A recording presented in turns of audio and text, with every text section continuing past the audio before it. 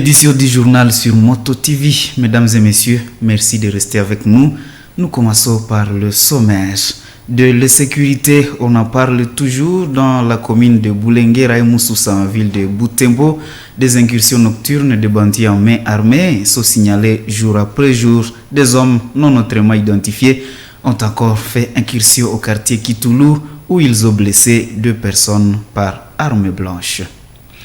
Les gouvernants sous état de siège doivent permettre aux autorités de base de se prononcer sur des questions qui relèvent de leurs compétences, ce pour faciliter la population à avoir accès à l'information. Recommandation de Deogracias Sikou, un expert en information et communication sur les risques.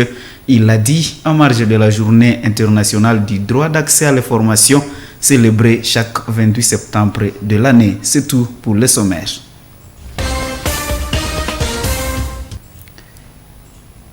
Des bandits ont fait incursion en cellule Kalongolero au quartier Kitoulou dans la commune de Moussoussa la nuit de mardi 27 à ce mercredi 28 septembre 2022.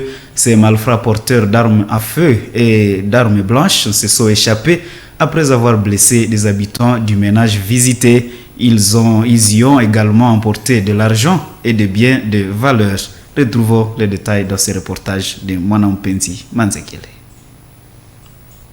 C'est ici, dans cette maison de la cellule Kalongolero, que les malfrats ont opéré. Personne ne sait comment ils sont entrés dans cette clôture. Pour accéder à l'intérieur de la maison, ils ont cassé la porte et brisé des vitres. Ils ont intimidé les habitants de cette parcelle et demandé de force de l'argent. À en croire M. Mouindo Achille, responsable de cette parcelle, ces bandits ont blessé sa femme et 2 autres personnes avant de s'enfuir avec une somme d'argent évaluée à plus de 500 000 francs et ses documents de travail. Ils ont opéré pendant une vingtaine de minutes sans aucune inquiétude. Wajambazi walikuwa waliingia par force. Wanaingia par force. Ndio tulikuwa na wengine kulikuwa na wengine mgeni mmoja. Na garçon mmoja vile huko nyumba tulikuwa naye pale. Alikuwa pale kwa salon mgeni. Ndio wakaingia ba intimidation ti walikuwa na bunduki walikuwa na bunduki mingi kabisa, kwa bunduki kabambi na kidogo. Waliingia 3 personnes ndio wakalumiza madame ile masingi hapo zile walikuwa mtunga mwazo anavunjika na vile kwa kudawa ile na wagarso wawili na vile bashanda pita mbara ndio matanda ndio alors kerezo ile damu kuonekana pale.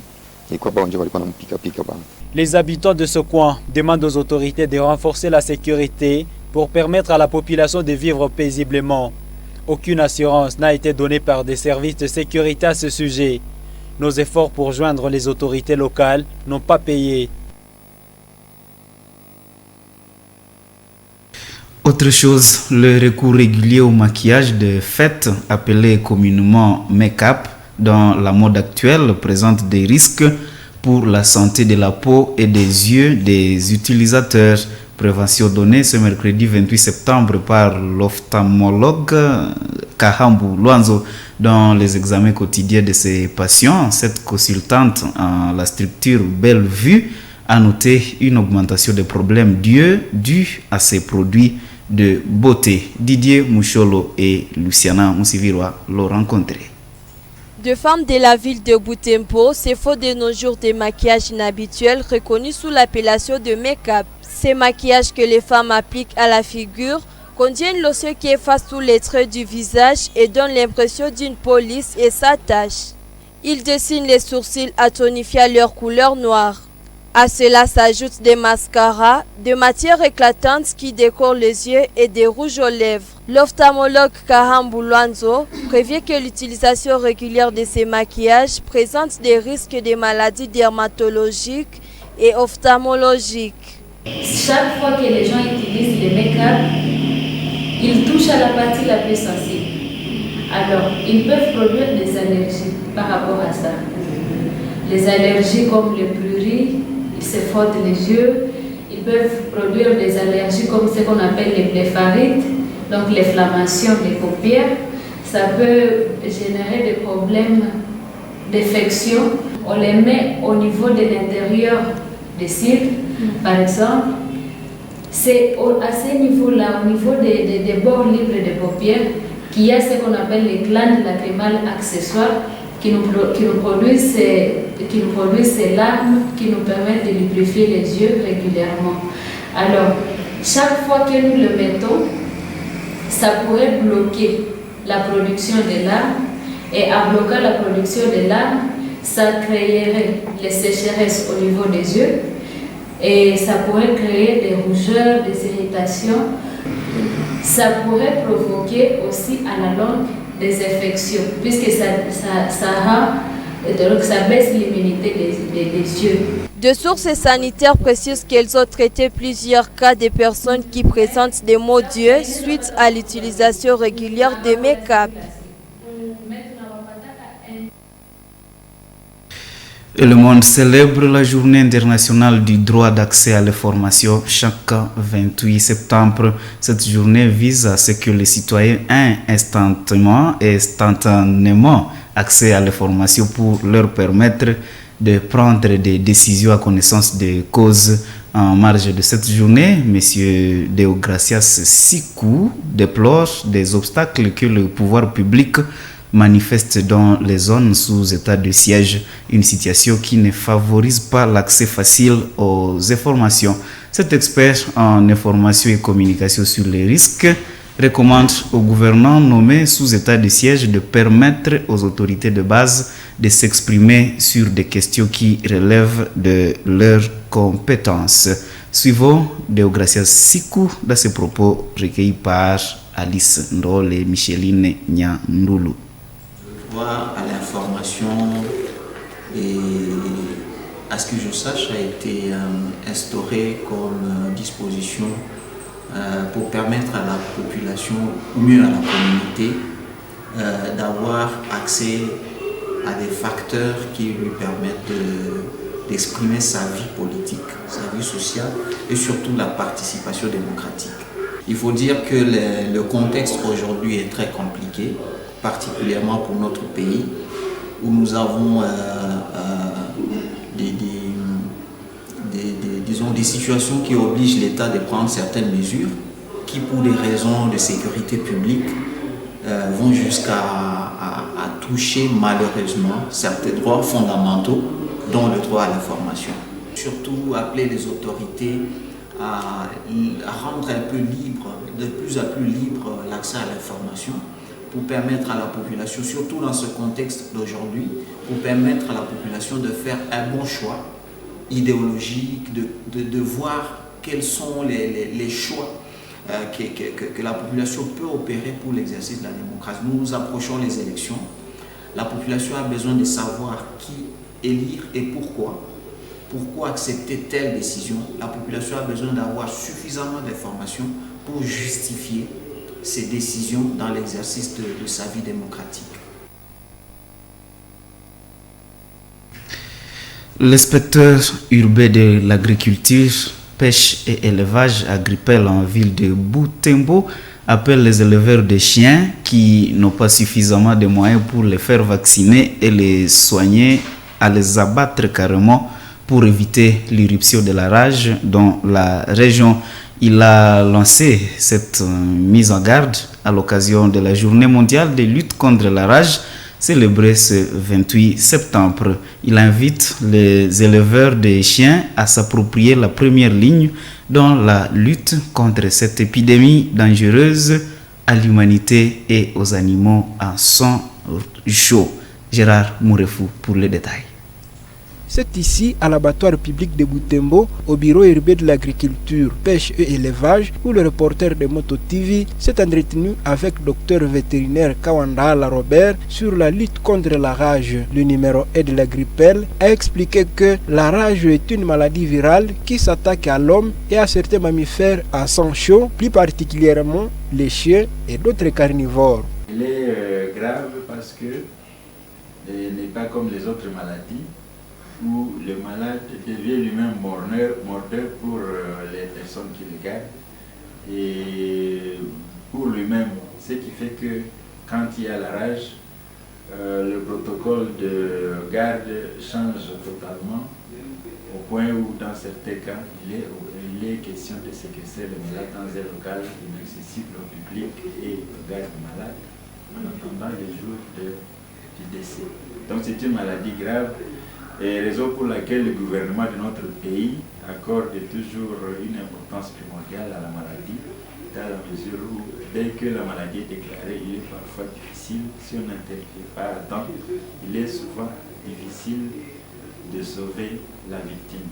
Parce que la rage sévit dans notre pays et elle est surtout reconnue comme présente dans la province sœur de l'Ituri.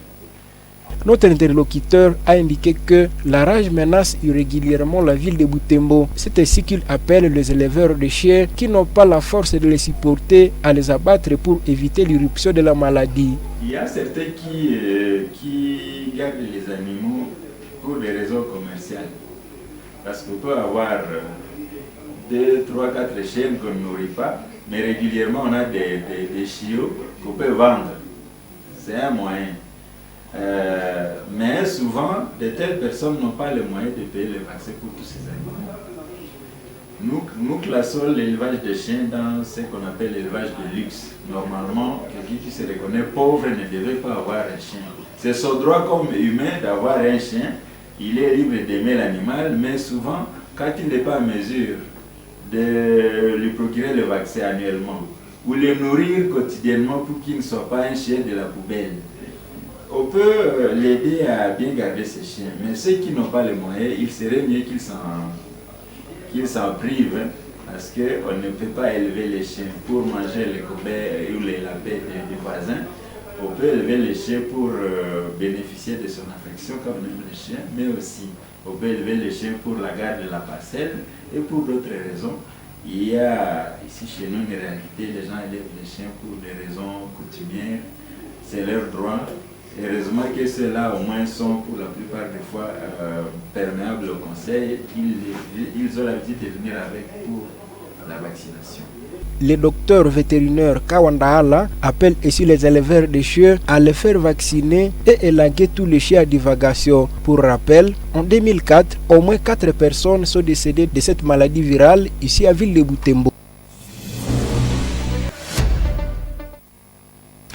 En sport, mesdames et messieurs, les FC Saint-Éloi Lupopo et les Tout-Puissants Mazembe, 2 clubs congolais engagés en Coupe de la CAF, ont clôturé leur stage le mardi 27 septembre dernier. Les cheminots de Lupopo ont fermé leur stage de la plus belle manière à l'issue du match amical de clôture qui l'a opposé à l'équipe du Rwanda la soirée du mardi.